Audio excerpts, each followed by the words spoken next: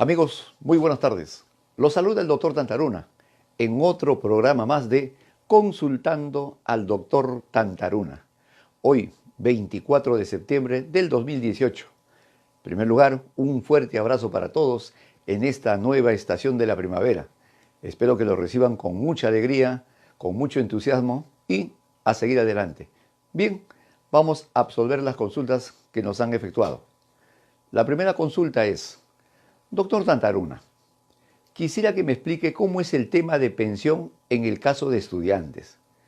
Yo soy un estudiante. Quisiera saber qué dice la legislación al respecto. Esa es toda su pregunta. Lo que tenemos que señalar aparentemente y precisar es que quien nos hace la consulta es un estudiante que tiene un hijo, es decir, que tiene una obligación alimentaria, ¿no?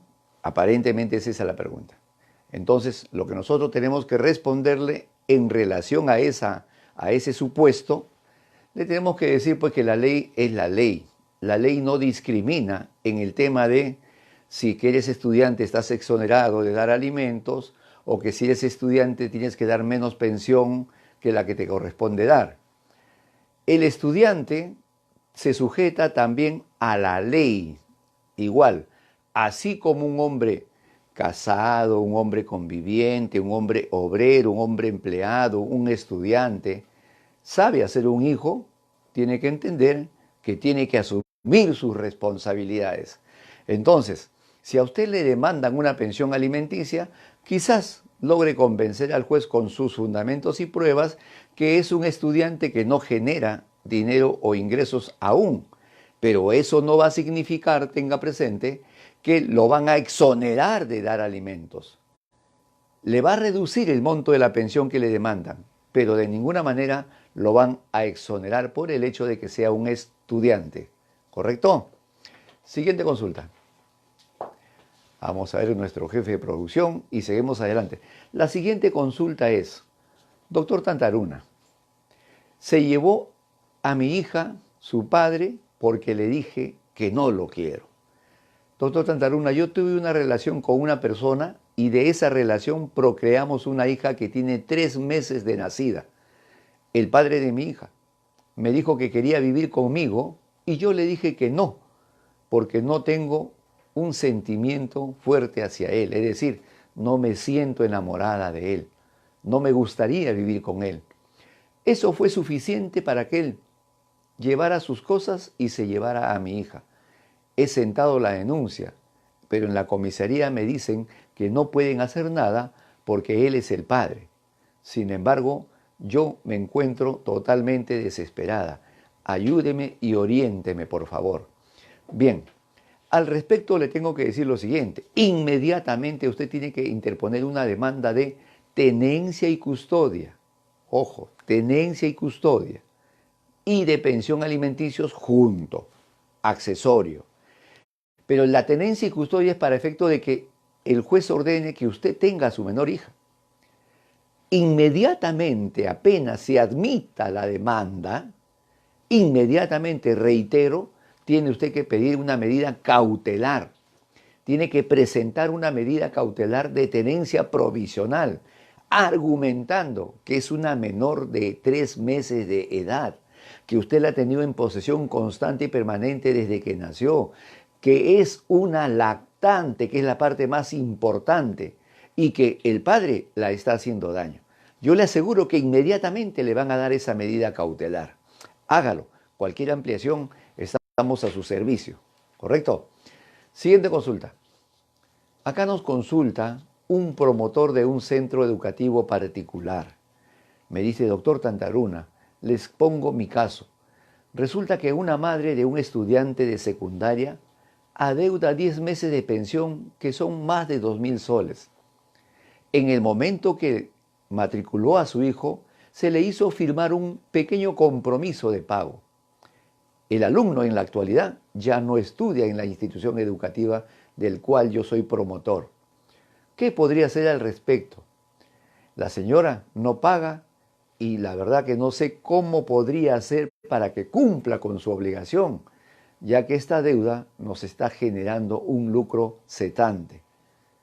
Bien, En principio tiene que tener presente muy claro esto.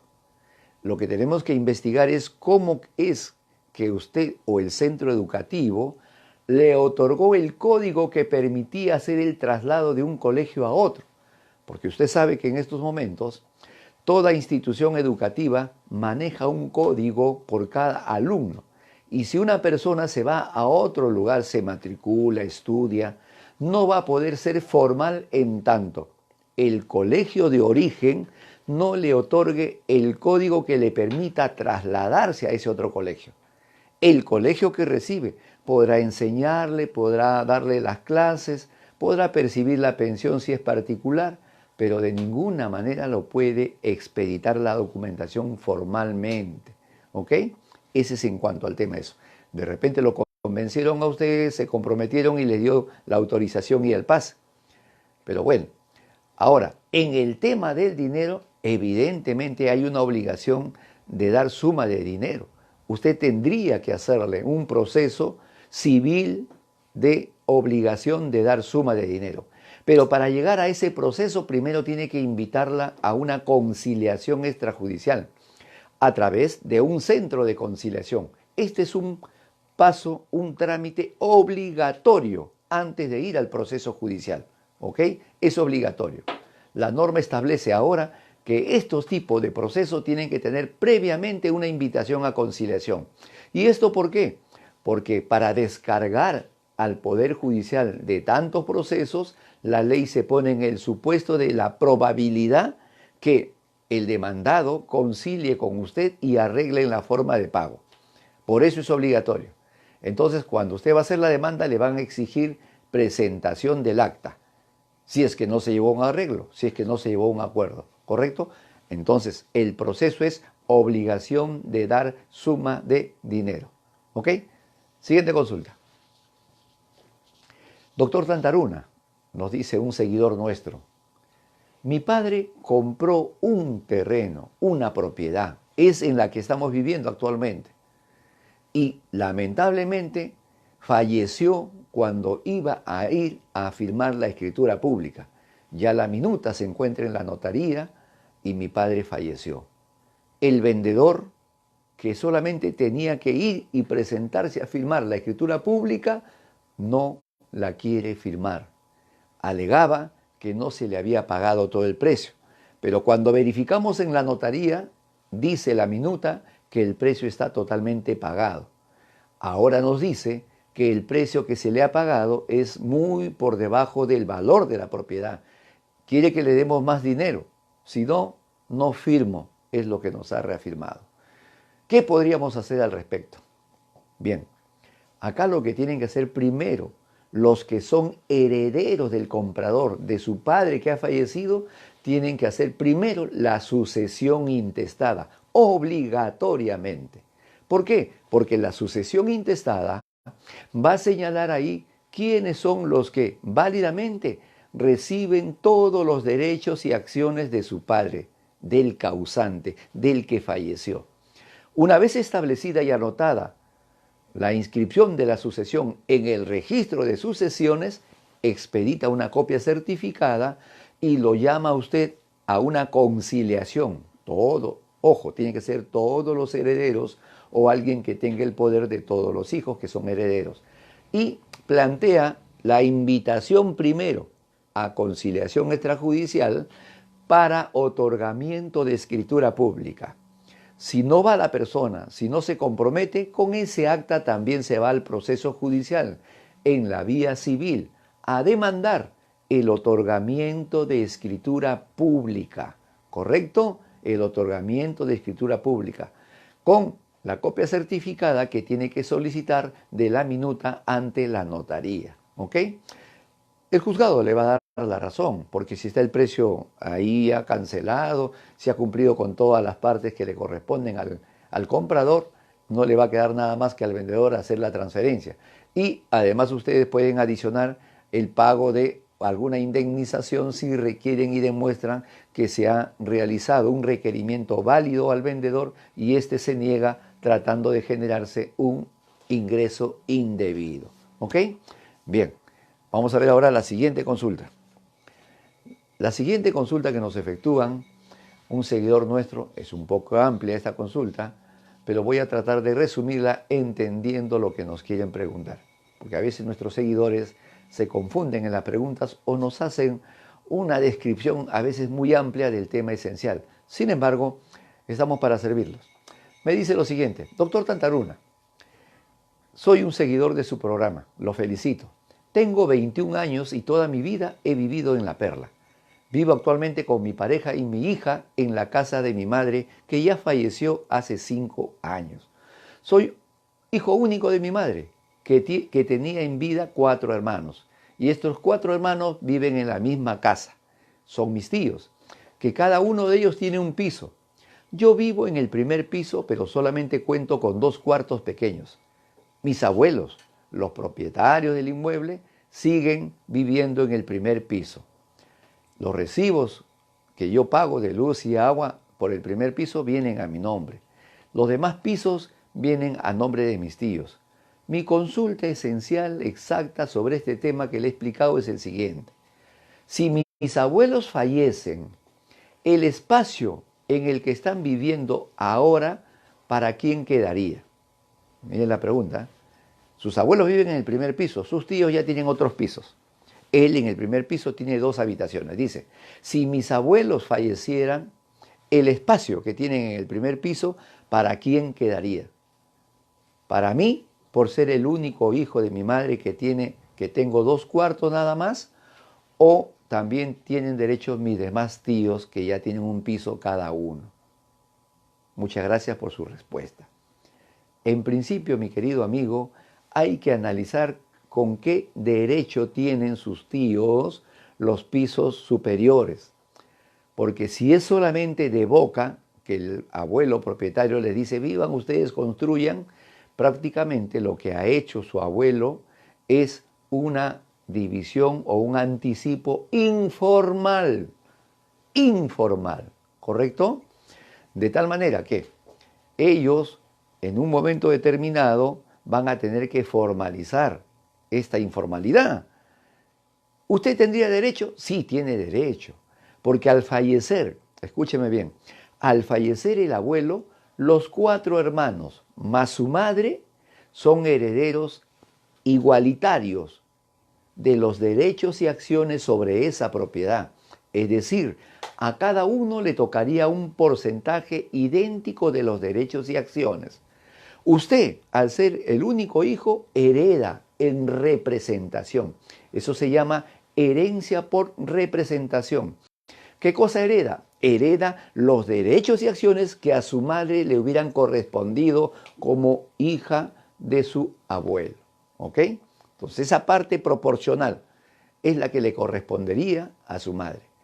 Matemáticamente, hagamos lo siguiente. El inmueble es un 100%. 5 herederos. A cada uno le tocaría el 20% de los derechos y acciones. ¿Ok? 20% de los derechos y acciones. 20%. Por 5, 100%. Entonces la división o adelanto que les ha dado podría venirse abajo porque no están formalizados. Podrían entrar a un juicio largo y tedioso, porque usted no va a querer ceder pues lo que le corresponde en ese 20%. De tal manera que no se le genera más derecho a ellos por la situación de haber construido sin autorización expresa y formal, repito. Entonces, ese primer piso que usted está viviendo, podría usted quedarse a vivir ahí, pero también informalmente. Cuando llegue el momento de la discusión judicial o ellos le quieran reclamar, usted saque a colación el hecho de que su derecho de usted es equivalente al derecho de ellos. Y ese derecho es su 20%. No son 2 habitaciones que de repente no llegan ni al 5 ni al 10% de los derechos y acciones. Cualquier ampliación, estamos a su servicio. Espero que nos haya entendido la consulta, la absolución. Bien, siguiente consulta, que es un derecho de familia, por ejemplo. Doctor Tantaruna, me dice en la consulta de nuestro seguidor, mi hermana estuvo casada por 20 años. En ese matrimonio nacieron 2 hijos.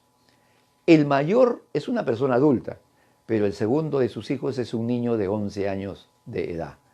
Mi hermana, cansada de los problemas con su esposo, sacadera de vuelta, decidió separarse y divorciarse. Lo hizo mediante la demanda. Pero el día de la firma del divorcio, el señor decidió que el niño se quede con él. Mi hermana aceptó. Se fue a Chile a trabajar, pensando que estaría muy bien con su padre. Pasado el tiempo nos dimos cuenta que no es así. El niño no quiere estar con su papá, él quiere estar con nosotros. Pero como el papá tiene la tenencia y custodia, ni siquiera nos deja verlo. Mi pregunta es, ¿cómo podemos hacer para revocar esa tenencia? Ya que mi hermana quisiera tener a su hijo. Ella dejó un poder a mi hermana para que haga ese procedimiento porque ella trabaja en Chile y quisiera llevarse a su hijo. Ayúdeme, por favor, doctor, oriéntenos. Yo no sé cómo hacer para ayudar a mi hermana. Ella vendrá al Perú el próximo año entre los meses de enero y febrero. Bien. Acá se tiene que tener presente una cosa. Realmente yo preguntaría a nuestro seguidor, ¿realmente están divorciados? Porque la primera introducción de la pregunta nos dice, decidió separarse y divorciarse mediante la demuna. Y la demuna, mi amigo, no divorcia. ¿Ok? Correcto. La demuna es un centro de conciliación para acordar algunos temas. Alimentos, tenencia y custodia, régimen de visitas. Y también sirve para celebrar convenios para realizar posteriormente una separación convencional y divorcio posterior ante las autoridades pertinentes. La demuna no divorcio. ¿Ok? Bien, ahora dice usted, el día de la firma del divorcio debe ser un convenio, repito, la demuna no divorcio, debe ser un convenio de acuerdo, es decir, lo que en forma libre y voluntaria las partes acuerdan. Y en ese acuerdo, que tiene el valor de una sentencia, el valor de título de ejecución como si fuera una sentencia, ella decide aceptar que el menor, que su hijo, esté en poder de su padre porque ella se va a Chile a trabajar. ¿Correcto? Hasta ahí estamos viendo bien. Bueno, ahora lo que ustedes desean es que se revoque esa tenencia y custodia, se revoque eso y el menor regrese a poder de su madre para que se lo lleve al extranjero. Con toda honestidad le digo que para demostrar que se tiene que revocar la tenencia y custodia de un menor, se tiene en el proceso que probar la existencia de causales graves, no decirlo nada más. Hay que probar, como siempre les explico, en el mundo del derecho y sobre todo judicial, todo lo que se dice se prueba.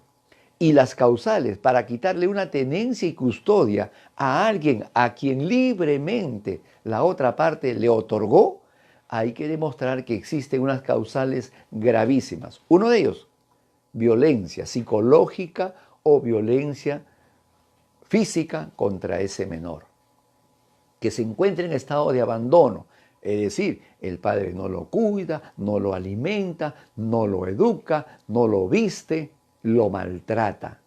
Ojo, tiene que tener presente una cosa aquí.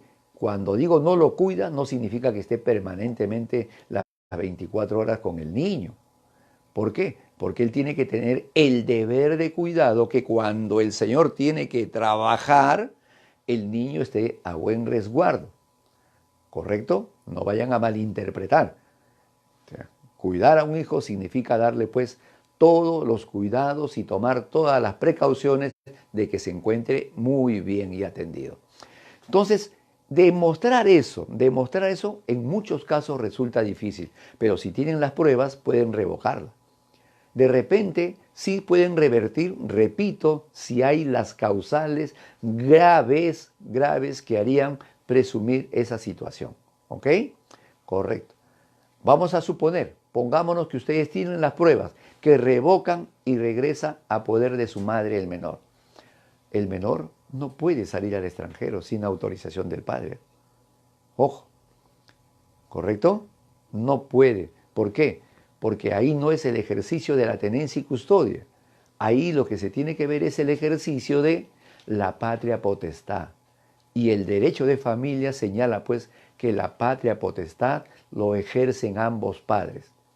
Y quitarle la patria potestad a uno de los padres también es demostrando una causal gravísima. ¿Correcto?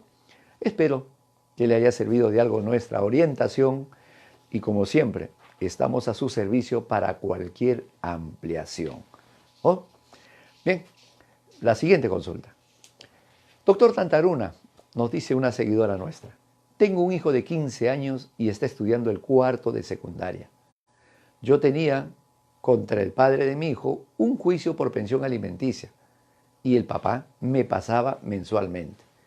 Ha dejado de pasarme la pensión porque mi hijo de 15 años ya acaba de tener su hija y él dice que ya no es su deber mantenerlo. ¿Es verdad eso?, me pregunta. Mi hijo sigue estudiando. ¿Cómo puedo hacer? Por favor, oriénteme. Dice que como mi hijo ya llegó a tener su hija, ya no es su responsabilidad el seguir pasándole la pensión alimenticia. Dice que así es la ley. ¿Es verdad eso? ¿Que ya no le corresponde a mi hijo una pensión de alimentos? Mi estimada señora, le voy a señalar lo siguiente. Eso no es verdad. Eso no dice la ley. La ley señala claramente que es obligación del padre, teniendo un hijo menor de 18 años, darle alimentos. Y los alimentos son comida, educación, salud, vivienda, recreación y darle todo lo que necesite para su supervivencia y desarrollo. El hecho de que haya tenido un hijo o vuelva a tener otro hijo no exonera al padre de la obligación de dar alimentos a su hijo. ¿Ok? No le exonera. No está dentro de la ley como una causal. Entonces, si usted tiene una pensión alimenticia por la vía judicial y le está dejando de pagar, lo que tiene que hacer simple y llanamente es presentar una liquidación de los devengados que él está debiendo y requerirlo bajo apercibimiento de que se le denuncie en la vía penal. ¿Ok? Él podrá decir lo que acaba de mencionar, pero le repito, no es fundamento alguno. Ningún juez le hará caso a esa fundamentación. ¿Ok? Porque debe saberse que un juez tiene que resolver de acuerdo con lo que señala la ley. Un juez que resuelve en forma contraria a lo que dice el texto expreso de la ley, comete el delito de prevaricato. ¿Ok? Muy bien. Siguiente consulta. Esta es una ampliación de una consulta que nos hizo un seguidor anteriormente y nos decía, doctor Tantaruna, gracias por la explicación anterior, pero quizás mi pregunta no me la entendió bien. Espero que me ayude. Pues su pregunta fue bien larga, como es esta también. Espero que nos ayude y yo me siento triste y le quiero contar un poco más. Se lo pido de corazón. Hace 30 años, un señor de nombre Helio y la señora Vidalina se conocieron. No tuvieron hijos. El señor Helio crió a una sobrina desde los 2 años hasta que ella falleció en el 2012. Juntos compraron 2 puestos en un mercado. Cuando falleció, la hermana del fallecido se adelantó en nombrarse heredera universal. La señora Vidalina no sabía nada hasta que le llegó una notificación de desalojo, pues le habían hipotecado las tiendas. La señora Vidalina, enterada de esto, ha hecho su proceso de reconocimiento de unión de hecho. Ya le salió, tiene los papeles. Doctor, dígame, ¿la señora puede poner una medida cautelar para que no embarguen esa tienda el banco? Ella quiere mandar anular lo que han anotado en el registro público. Lo que un sobrino hizo sin trabajar no es justo, doctor Tantaruna. Alguien que sin luchar se agarró la plata así de fácil. La señora Vidalina, 30 años de trabajo con su pareja, y ha esperado que se muera el tío para que este sobrino se adueñe de todo. Doctor, ayúdeme, oriénteme, se lo suplico. Mi estimado amigo, nuestra respuesta anterior no difiere mucho con lo que le vamos a señalar el día de hoy. En el mundo del derecho inmobiliario, en el mundo del derecho real, hay un principio que siempre se tiene que tener presente. ¿Cuál es? El principio de fe registral. ¿Eso qué significa? Eso significa que se da por cierto, se presume cierto que el inmueble que tengo inscrito como mi propiedad en el registro es mío. Si está a mi nombre, es mío. Se presume eso, salvo prueba en contrario. ¿Ok? ¿Y cuál es la prueba en contrario? Que yo tenía un contrato de compraventa, que no lo formalicé, que tenía una promesa o que lo recibí en herencia. Correcto. Hasta ahí es la primera parte. La segunda parte. Cuando la persona que se puso a su nombre la propiedad agarra y lo hipoteca ante una entidad financiera, lo que la entidad financiera hace es revisar toda la documentación que corresponde a esa propiedad, verificar si hay embargo judicial, extrajudicial, medida cautelar y si realmente el que figura como propietario es el que está pidiendo la hipoteca. El banco ha tomado todas las seguridades del caso. De tal manera que usted lo que podría hacer es denunciar penalmente a la persona que le generó el daño. Pero lamentablemente le tengo que decir que nunca va a poder revertir esa propiedad que está hipotecada a favor del banco. Porque el banco actuó de buena fe, verificando todos los datos.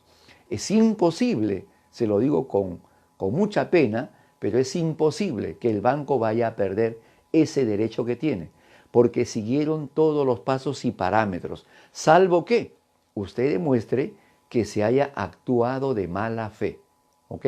Solamente la demostración de que se actuó de mala fe podría conllevar a la nulidad, 1, de la inscripción y 2, de la hipoteca.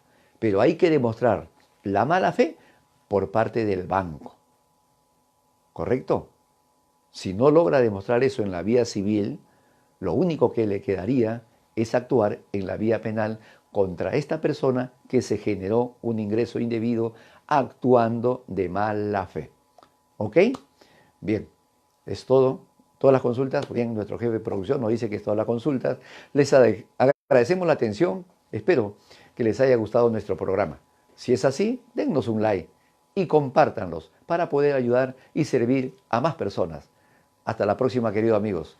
Como siempre, adelante.